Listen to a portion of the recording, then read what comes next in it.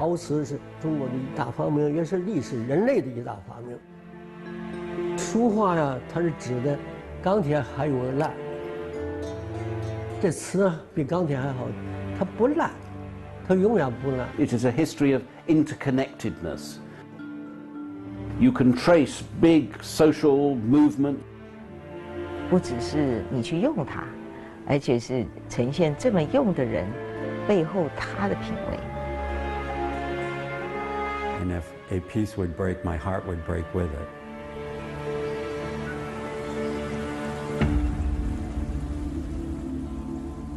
中文里面哈有3个字啊，就进入了英文，比如说茶是我们苏去的 ，tea 我们的衣料就是那个丝了，英文叫 silk， 再下来就是 China， 就是这个词了，已经规划成为西方的语言一部分。So broken glass, you melt down and make new glass. Textiles rot away, or you mash them up, turn them into paper. Almost every other material destroys itself or is turned into something else as it goes on. Only pottery is there and stays there.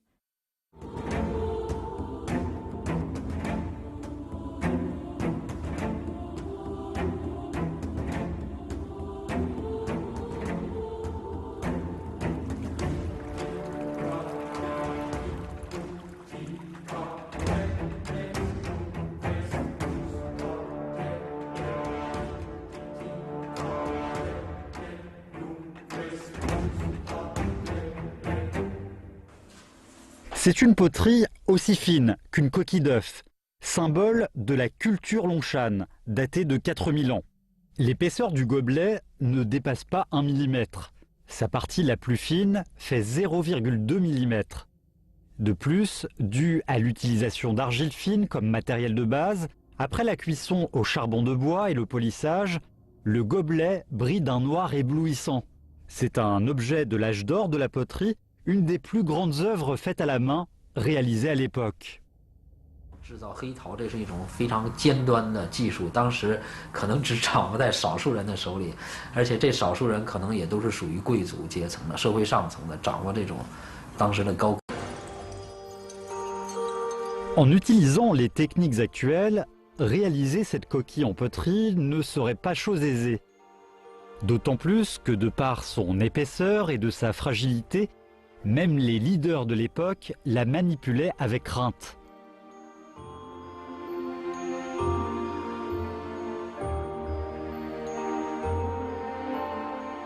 Pourquoi les anciens s'efforçaient-ils à produire ces œuvres? Une seule conclusion possible. Ce n'était pas un objet du quotidien, mais un objet utilisé pendant les rites, pour montrer sa position et son respect.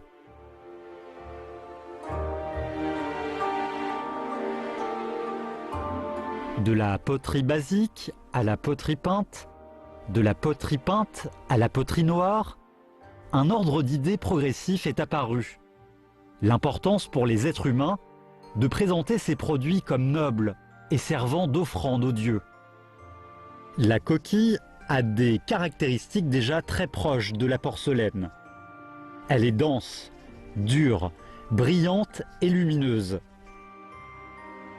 Peut-être que c'est cette poursuite acharnée qui a rendu possible la création de la porcelaine.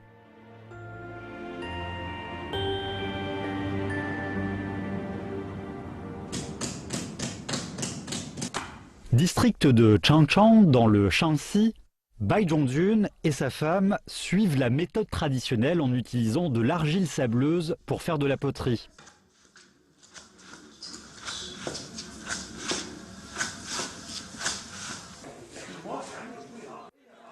De la basse température de cuisson résulte une poterie avec de nombreuses micro-fissures. En plus de la rendre fragile, quand on y verse de l'eau, de nombreuses gouttes suintent exactement comme les poteries antiques.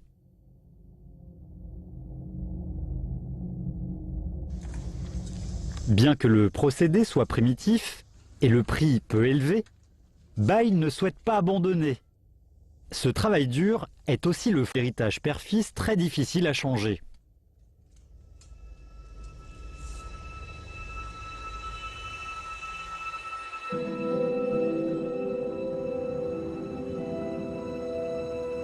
Il est vrai qu'on ne peut pas utiliser Dieu pour expliquer certains phénomènes historiques, mais comment expliquer que tout d'un coup, les Chinois ont su résoudre quasiment toutes les difficultés liées à la poterie?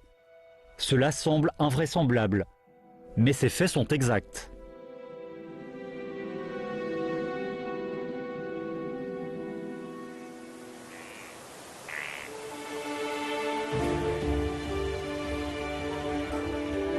La poterie de la culture Longshan est reconnue mondialement.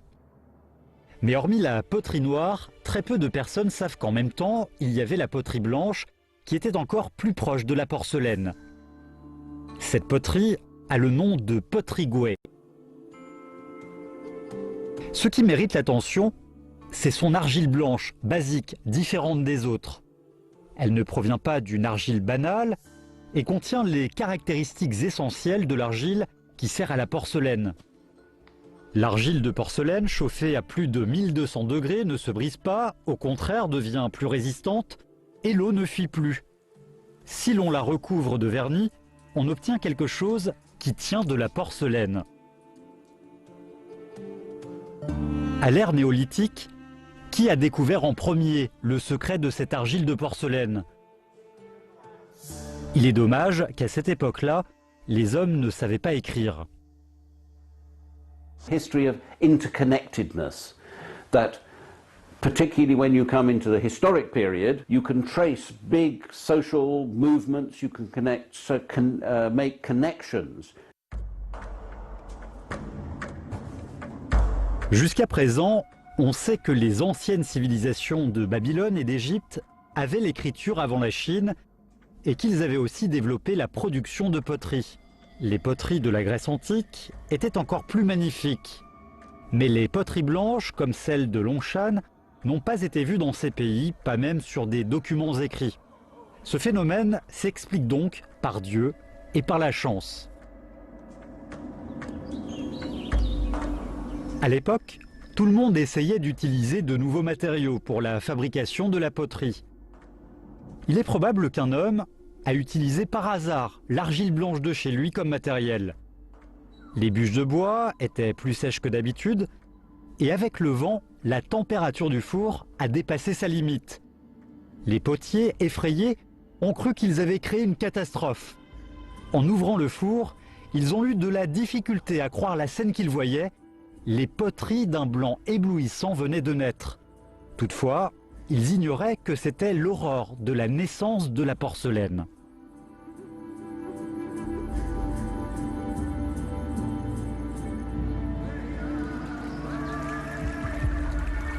L'histoire prouve que les êtres humains, après avoir découvert des techniques de production avancées, ont toujours su les reproduire. C'est ainsi que les techniques de chauffe et d'argile sont beaucoup appliquées sur la production de la poterie. Au final, la poterie blanche n'est qu'un genre de poterie. Par rapport à la porcelaine actuelle, il n'y avait pas de vernis appliqué dessus.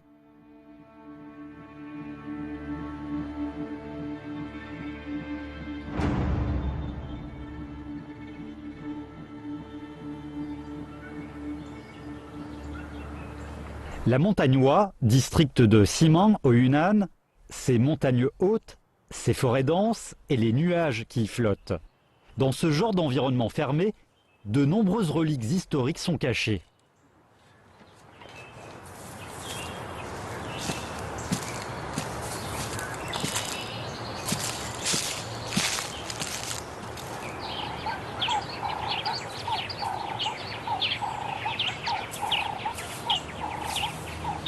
Le village de Wangake est enfoui dans une forêt de la montagne. Beaucoup de personnes ressemblaient à Heidi, qui vit de la chasse.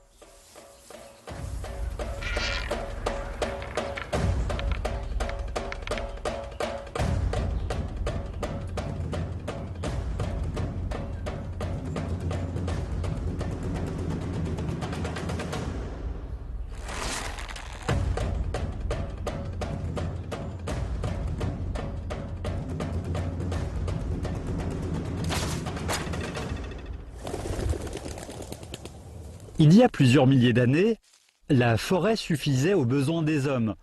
Aujourd'hui, les temps ont changé et Heidi rentre les mains vides.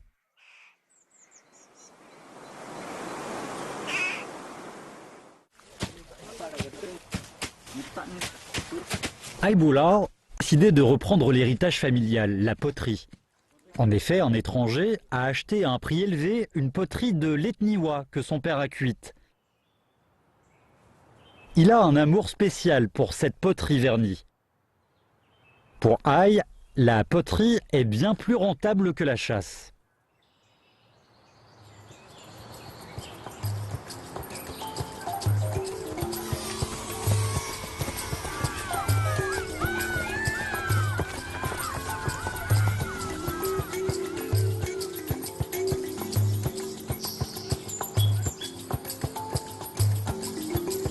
Hormis cette poterie, son père a aussi légué à Ai un morceau de résine de pin. La poterie de l'ethnie Hua peut reproduire la brillance du vernis et le secret réside là-dedans. Ai a décidé d'aller dans la forêt chercher encore plus de résine. Mais dans cette grande forêt, c'est comme chercher une aiguille dans une botte de foin.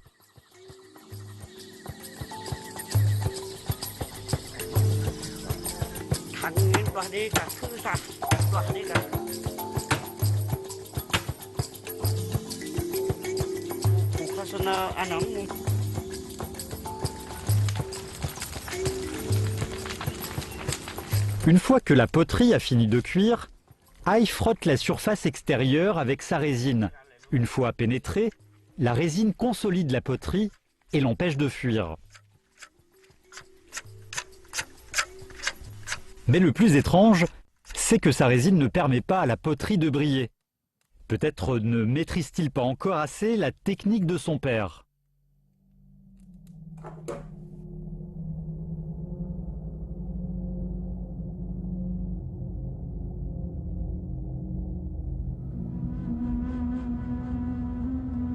Néanmoins, cela reste une des techniques les plus anciennes pour la brillance. Bien qu'il n'y ait il est incontestable que les humains ont essayé toutes sortes de méthodes pour faire briller leur poterie.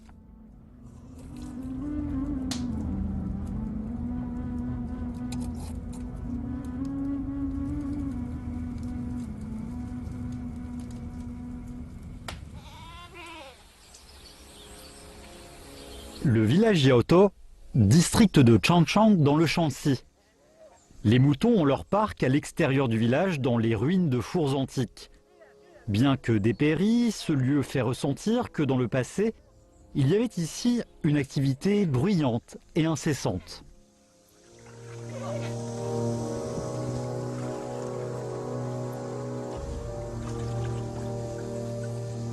Désormais, seul Zhou Tiehuai et sa femme travaillent ici pour faire de la porcelaine. Leur corps fatigué ne leur laisse vraiment pas le choix.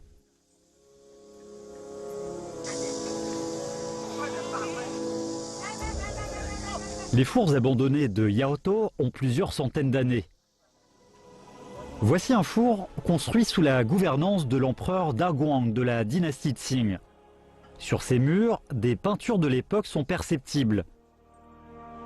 Il y a peut-être des centaines d'années, les ouvriers des fours ont aussi vu cette scène.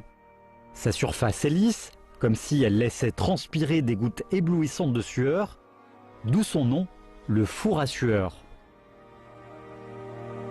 Ce sont les taches d'huile qui résultent de la combustion. Après une longue accumulation, la température excédant les 1200 degrés a créé une réaction chimique qui engendre la formation de verre. 这窑里的窑火里头上的成年的炉上烧的时间长了，有些咱做饭一样，水蒸气说蒸馏水，它在上头去了，后来它掉下来，落下来，这到了表面，哎，形成明亮的，它形成跟咱肉皮一样，把那陶本身加了一层保护层。 À la longue, ce genre de phénomène a dû inspirer nos ancêtres. Surtout la compréhension du résultat de l'effet des gouttes sur la paroi de la poterie. C'est ainsi que le vernis est né.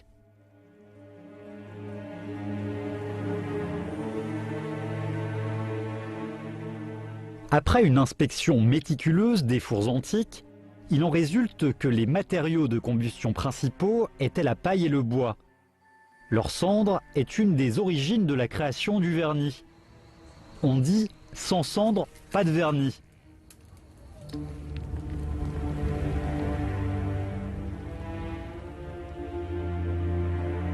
Plus de 3000 ans avant, les Chinois maîtrisaient déjà la technique de vernissage à la cendre.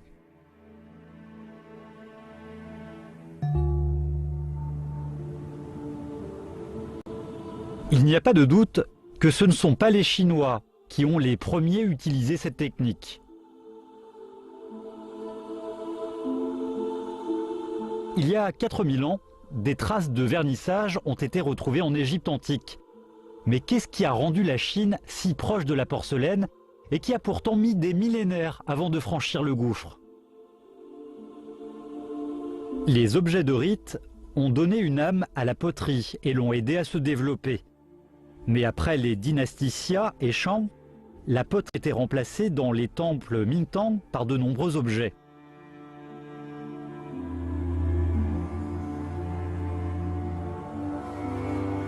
Beaucoup de gens pensent que les bronzes antiques étaient verts à l'origine. Mais en fait, c'est le résultat de l'oxydation sur plusieurs milliers d'années. Le bronze, alliage du cuivre et de l'étain, juste après être sorti des fourneaux, avait une couleur d'or. Eux et sa robustesse ont rendu la poterie et sa fragilité obsolètes. La poterie chinoise ne pouvait que sortir des sentiers battus.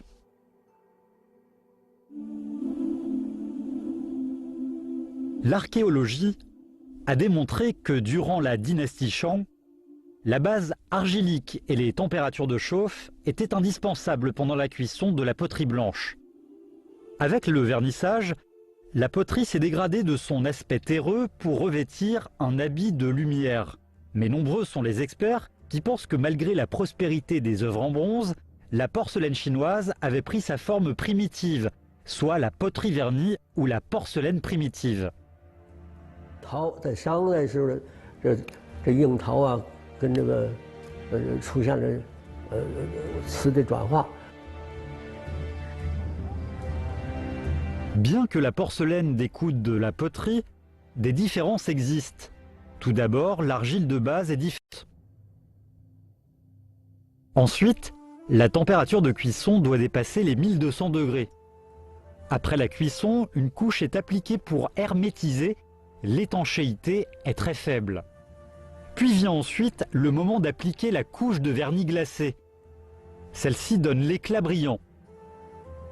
Pour la porcelaine primitive, peut-être que l'argile de porcelaine n'était pas suffisant, ou bien la température haute mais pas stable, et le vernis trop simple. Bien que le sujet soit controversé, il est indéniable que la transformation de la poterie à la porcelaine n'est pas une opération simple, mais découle d'un long processus.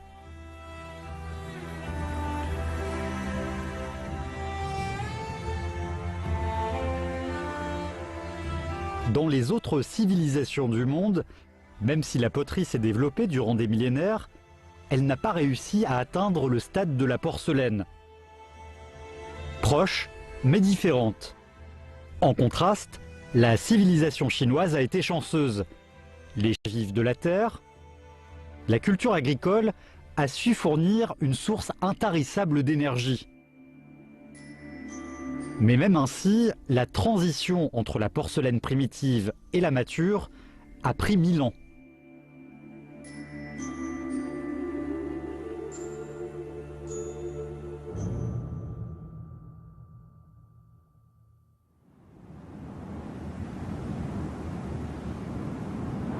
Village de Shepu dans le Zhejiang, Dong Shuigen, 58 ans, est responsable d'une luxuriante plantation de thé. Le Zhejiang est célèbre pour son thé. Son climat et sa géographie conviennent parfaitement. Mais le vieux Dong pense que c'est grâce au service à thé qu'ils ont que le thé pousse avec tant de vigueur.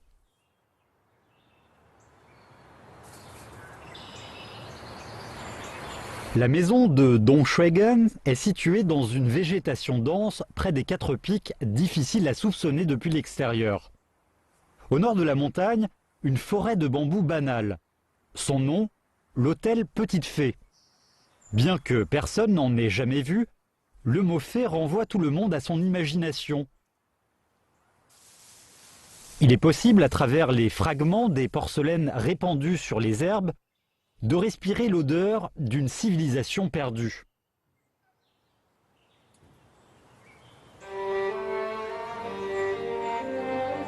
Dans les années 70, quelqu'un s'est penché pour ramasser des morceaux de porcelaine brisés, déjà tombés dans l'oubli. À travers un décodage scientifique, les experts ont réussi à comprendre ce que voulaient dire nos ancêtres. Ces morceaux de porcelaine, une fois assemblés, ont donné une stèle mortuaire. Ces morceaux avaient gardé une robustesse, une imperméabilité, des couleurs et un son au contact qui sont très similaires à la porcelaine moderne.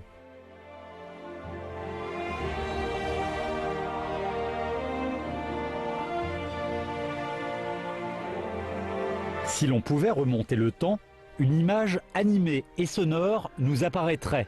L'ère des rânes. Ici, les fours prospéraient et la fumée montait au ciel. Avec l'argile de porcelaine, les montagnes et forêts, le feu et le vernis, tous les éléments étaient présents pour produire de la porcelaine. L'efficacité thermique des fours était optimale depuis que la dynastie Shang l'avait inventée sous cette forme. Avec le temps, la pratique est devenue mature et les températures pouvaient allègrement atteindre les 1300 degrés. L'équipement était parfait pour produire de la porcelaine.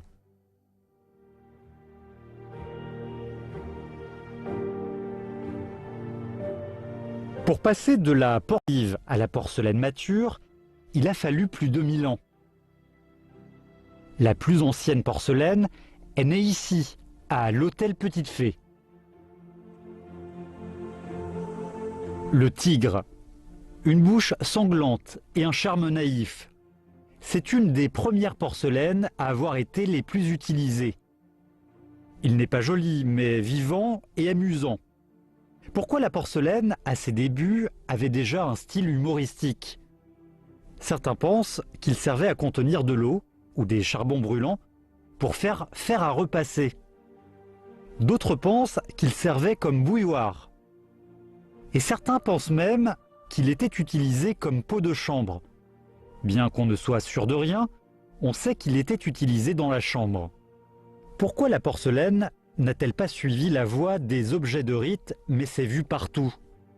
Les autres porcelaines de cette époque, comme une maison en 3 parties et une écurie à cochons, une apparence différente, mais avec une technique identique. Cette magnifique urne Céladon, avec pavillon à terrasse, immortelle, Bouddha et aussi animaux, pleine de vie et de liberté.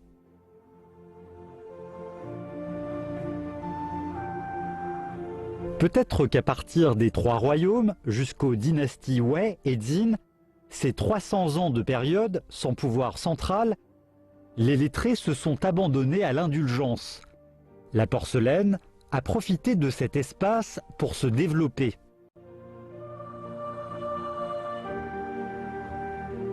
为什么瓷器在中国这个文化里面是不可少的？因为它不只是你去用它，而且是呈现这么用的人背后他的品味。 En fait, après la dynastie Han, alors qu'une grande importance était accordée aux préceptes confucéens et que la Chine était unifiée dans son système, le bronze avait été remplacé par le fer. Le monopole d'une matière sur le monde avait laissé place à une époque de diversité.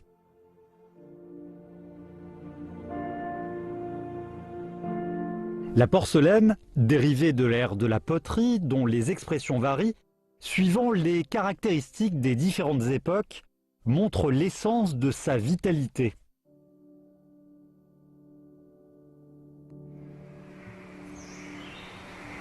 Dong Shuigen pense que le bon thé vient d'un bon service à thé, car il a compris que la bonne porcelaine dépendait de la demande du marché. Le besoin apporte le développement.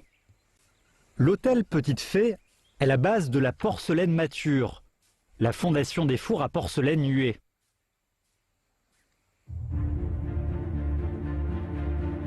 Au moment de l'explosion de la porcelaine en Chine, le continent euro-asiatique voyait la chute de Rome.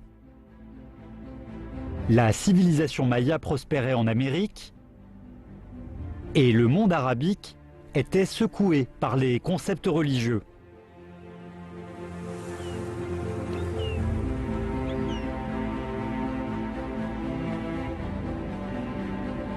À cette époque, l'Est et l'Ouest étaient isolés, mais les Zhongtian, Ban Chao, Gan Ying et d'autres ont été envoyés en mission vers l'Ouest.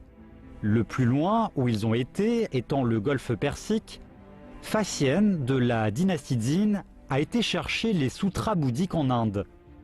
La route de la soie, si bien sur terre que sur mer, a préparé un brillant sursaut. La Chine, dans sa prophétie d'unification, est doucement allée à la rencontre d'une période d'or. La porcelaine, qu'elle le veuille ou non, a porté la civilisation en avant. La soie, le thé et la porcelaine sont les témoins des milliers d'années de culture chinoise qui ont été échangées avec les pays de l'Ouest.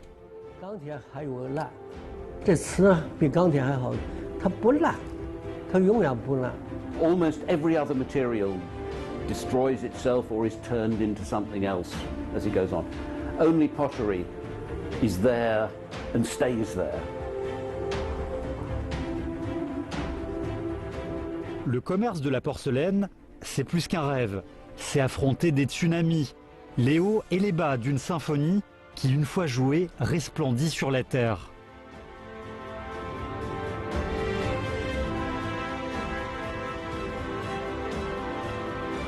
Avant que la porcelaine n'apparaisse, la poterie était répandue dans le monde depuis 20 000 ans. En comparaison, la porcelaine est 10 fois plus jeune que la poterie. Certains disent que la poterie est l'échelle d'une civilisation.